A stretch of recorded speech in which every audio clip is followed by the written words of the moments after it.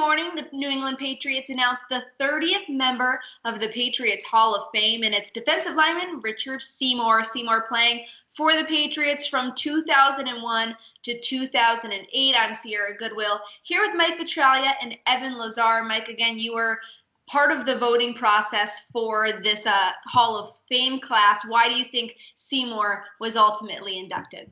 His record and the length of his career in New England. Obviously played from 2001, made an impact as a first-round pick in 2001, 6th overall, and was really a tremendous player until he got traded in training camp 2009 to the Oakland Raiders. He was elected by the fans, and I tweeted this out. I think the fans got it right. I think they did service to one of the best defensive linemen in Patriots history, not just in the Bill Belichick era, but for what he was able to do in terms of his versatility and his production, given the limitations of the Patriots system in terms of production. But he was able to really do it all. And the reason I think that he beat out Bill Parcells is Richard Seymour is a much more overly popular figure here in New England.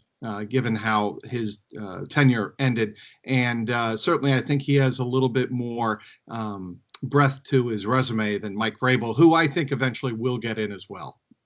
Yeah, I think that there's very few guys, when you look at players from the last 20 years or so, that live up to their draft status. And Richard Seymour is one of those guys that you pick him 6th overall and you plug him in 2001, and he was a stalwart on their defensive line for every year that he was with the Patriots for 8 seasons.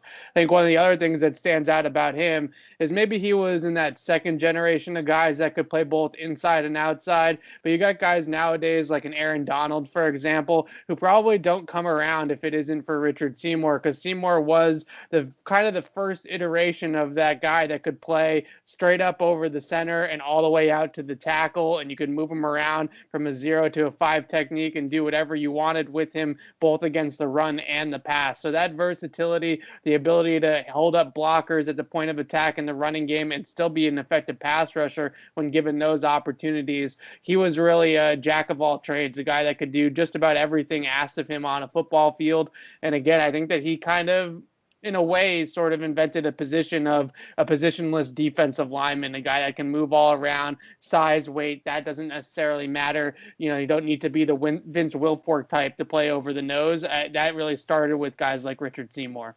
And Trags, you mentioned it a little bit already, but Seymour was selected over Mike Vrabel and Bill Parcells. Evan, do you think this was the right choice? Oh, absolutely. I was disappointed that Richard Seymour wasn't in yet. I felt like he was going to get into Canton before he got into the Patriots Hall of Fame, which just would have been ridiculous. He was clearly the best player on that defense outside of Ty Law of those 3 defenses. You know, maybe Rodney Harrison gets in there late a little bit and deserves some credit too. But I would say it was Seymour and Law as the 2 kind of stalwarts of those 01, 03, 04 defenses for the Patriots. And I understand that some other guys have gotten in ahead of him, like Rodney, who might have been a little bit more fan favorites, been a little bit more in the spotlight, you know, post-playing career too, being on TV and stuff like that, I think helps those guys. I thought for a second there that Vrabel might get that leg up because of the late push of being a head coach now in the league and being a little bit more relevant to, you know, just the conversation right now than Richard Seymour, but I'm glad the fans got it right.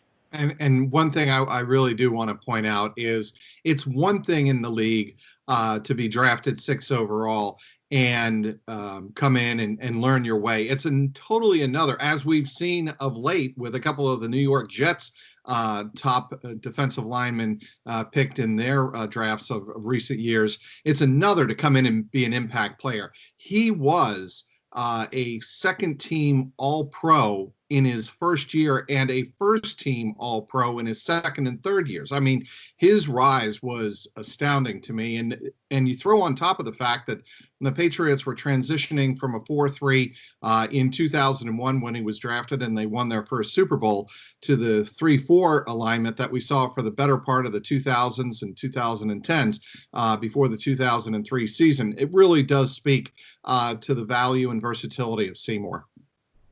Absolutely. And for all the rest of our Patriots coverage, check it out on our website at clnsmedia.com and subscribe to our YouTube channel at Patriots Press Pass.